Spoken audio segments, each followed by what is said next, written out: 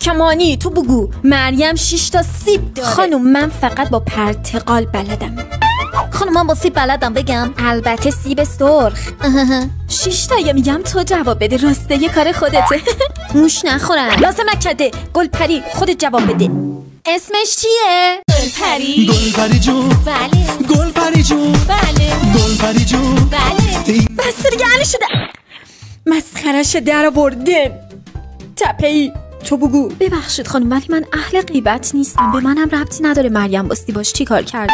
بچه‌ها جان اصلا مریم و سیباشو ول کنیم. به درک چی کار شد؟ نه خانم خیلی مهمه. باید بفهمیم سیباش چی میشه. بچه‌ها مریم 6 تا سیب داره. 4 تاشو میده و دوست بدبخت‌تر از خودش. مریم چند تا سیب داره؟ اجازه خانم 2 تا میشه. آفرین. بیا باریکلا. یکم یاد بگیریم. باریکلا. درس خون. مرتب. منظم. خانوم. وقت شناس. از همه مهمتر با ادب.